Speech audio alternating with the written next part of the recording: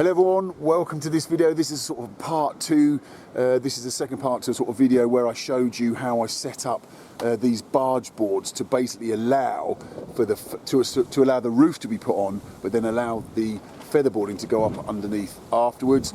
I've made a little bit of a start here. We've got this breather membrane on, this sort of house wrap, and then we've got a 25mm batten that provides an air gap here, and then on top of that we've got it's about 175 by 25 featherboarding which is being put on.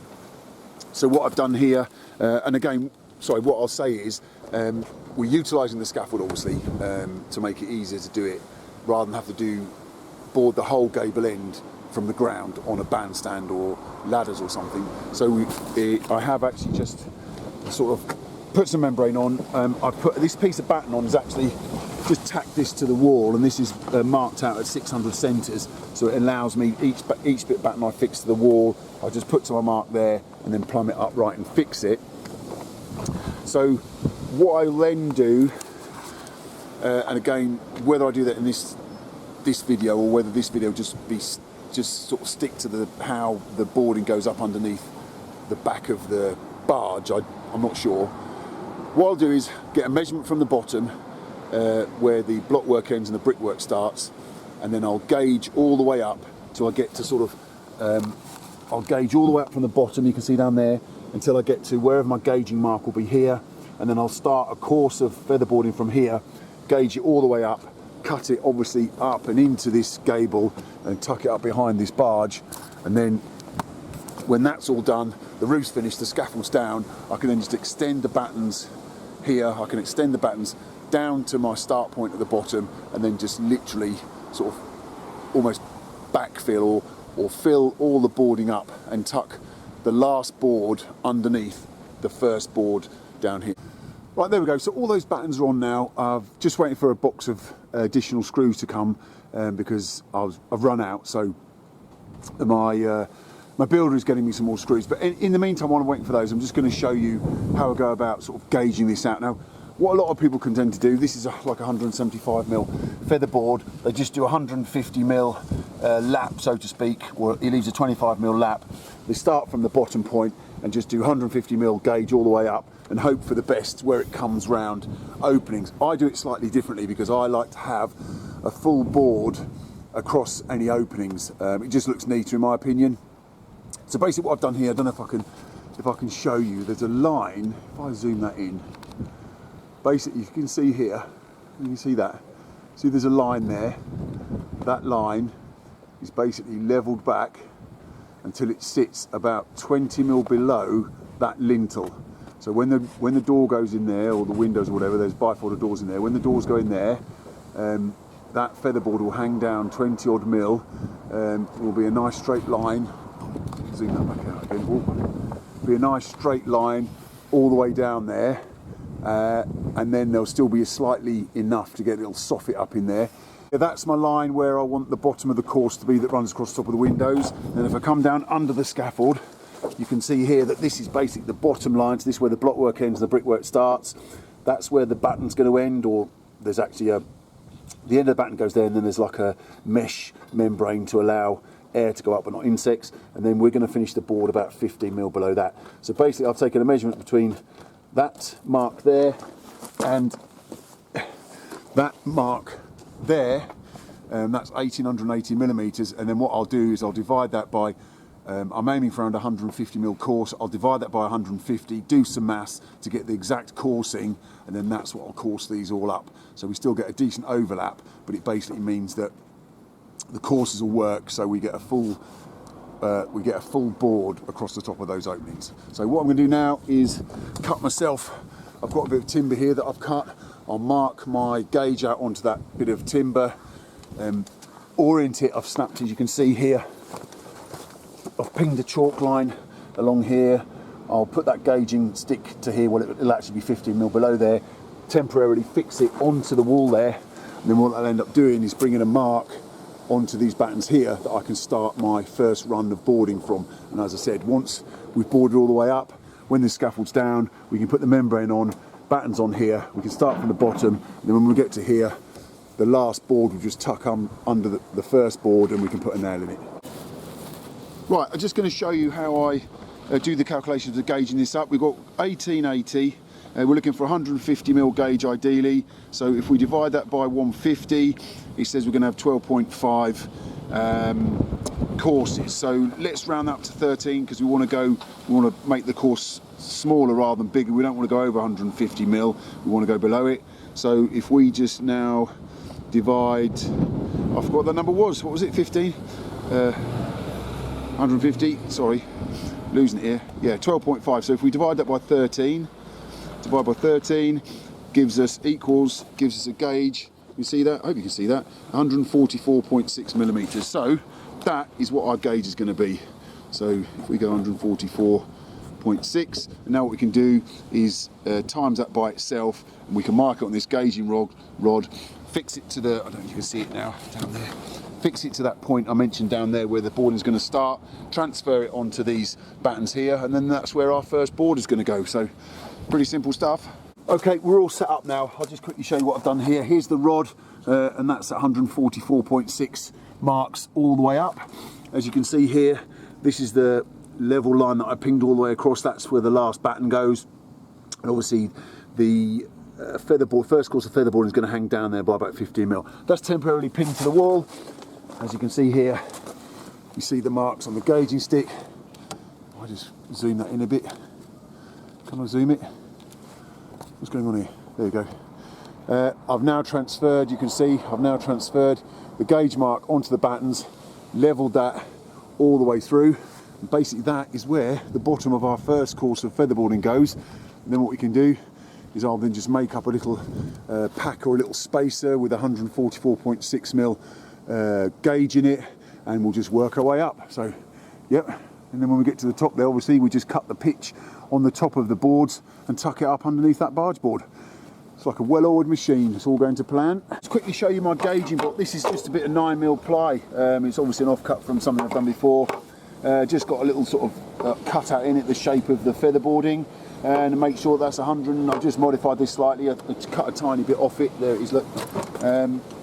To cut that so the distance is 144.6mm. I've done it about 145 to be honest. I know we're not splitting hairs, and what I do is I'll put the first run in, as I said, to this line here. Probably do 4 courses just using this block, and then what I'll do, because I know that this first course here is absolutely spot on, every 4 courses I'll measure 4 times the gauge and just reset, make sure that I'm still on line with this, and if I'm not, I'll basically put a measure up, as I said, from the sort of the datum course, measure each end, ping a line, and then reset myself straight. Do another 4 using the guide, the gauge there, and then so on, and then we just keep it nice and straight as we go up the wall.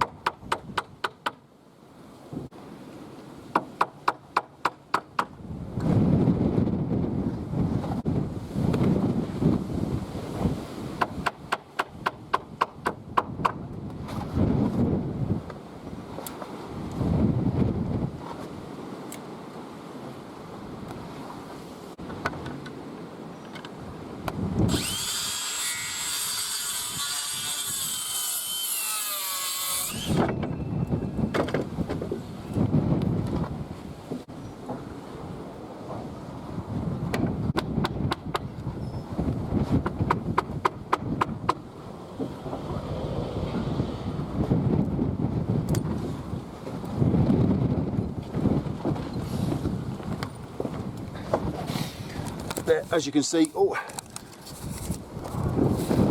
sorry for the low camera angle, but I haven't got my tripod today, so it's just on a pack of slates, tile. So basically, as you can see there now, I'm going to bend down. I don't know if you can see that. That first course is all in exactly the right place in relation to the bottom, right down the bottom on the first course. So now all I've got to do is just work our way up measuring to centres. Obviously all these are at 600 centres. Measuring to centres using my gauging block, get 4 up, recheck, ping a line if necessary and start again. So got it on the run now. I've got my 4 courses on here like I said, and what I'm going to do is just do a quick check to make sure that we're still on line in the right place using this little gauge I've got. So we said the gauge is 144.6, 144.6 millimetres. Times that by 4 is 578. So basically what I've done, as I said, we know that this first course here is dead straight and level. So what I've done is measured up, what did I say it was? 578, measured up, put a mark to here, can you just see that? And then we just get our gauge, put that up, see where we are, look. Actually, we're pretty spot on, so that's good. What I've done, I've also checked it in the centre here. So as you can just about see there, look, another mark 578 up from this first course here. Let's put the guide on that, see where we're at. So you can see, can you see that? Maybe crept a tiny bit there, a mil or 2.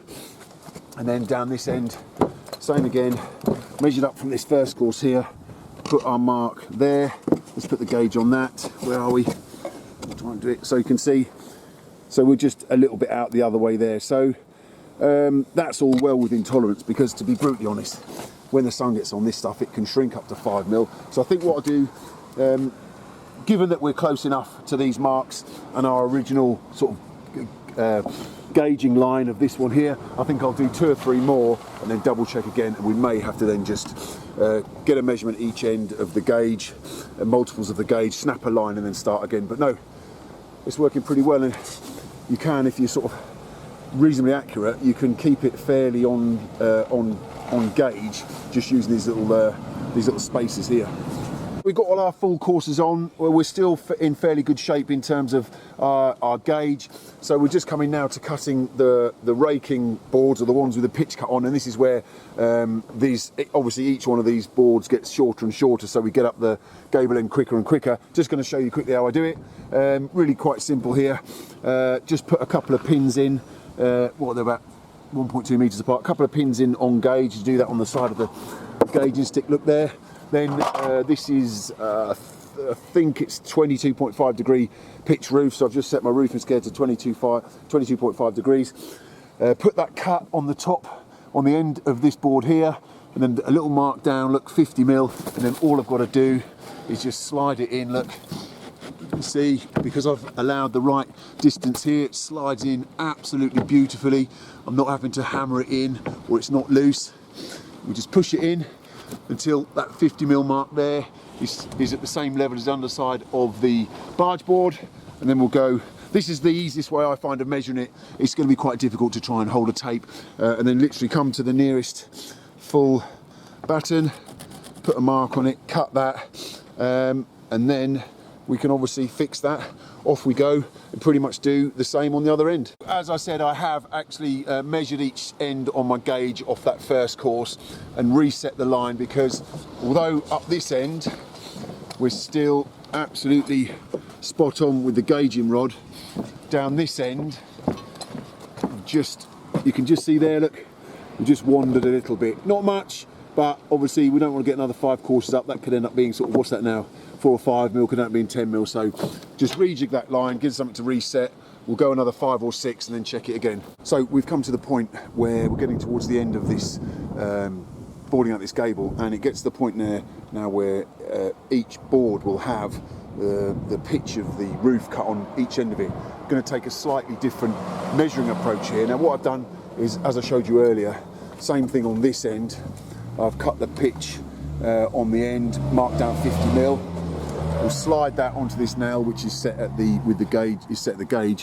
What if I do this end is basically get my gauge rod, put that up against the board as normal, and then what we're going to do is we're going to mark this outside the barge. So you can see there, I've leveled a line across at my gauge mark, you see, and then also what I've done is I've measured up the outside of the barge 50 mil. Don't worry about these pencil marks, because this whole gable end is going to have one last flying coat of stain.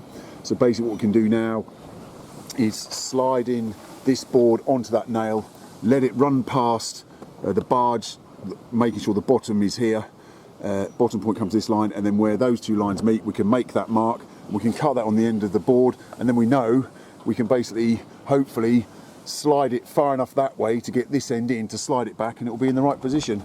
Again, as we're getting closer to the top, these boards are going to get more and more difficult to get in.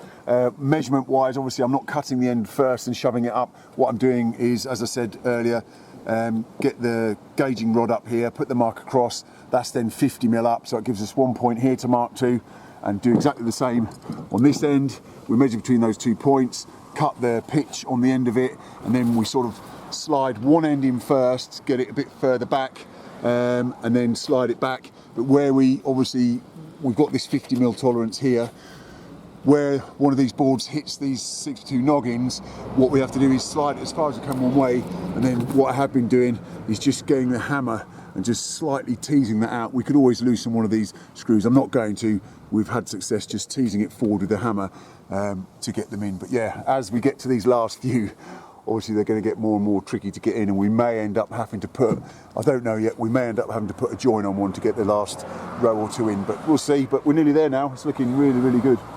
Right, so we've got this last little bit, it's kind of the capping piece. That's it, we just got to slide it in, get it far enough over. Let's just tease that out a bit. Yeah, there she goes. It's just a little bit tight. Oh, just got to line it up into position. That's lovely. Line it up with its marks. Yep, that's on gauge. Put one nail in it there, one nail in it there. That's it. That's the job done. There you go, that's that gable end done now. Really, you know, as I said, it's sort of, we've had to do sort of half of it, but it's a really good idea to utilise the scaffold because it just saves quite a lot of work. It's not the biggest gable in the world, but it saves quite a lot of work. All we've got to do is extend those battens down, tuck the membrane up under here, extend those battens down, and we know we've got the right gauge up from the bottom. Just whiz these little nails out here, pull this out, tuck the last board as we come up from the bottom under there, and nail the whole thing up. So there you go. Just a little video I hope to show, to sort of finish off showing how, after I've allowed the 60mm overhang for the barge board from the blockwork, how easy it makes it to just get this featherboarding tucked up underneath. It's made a really, really nice job.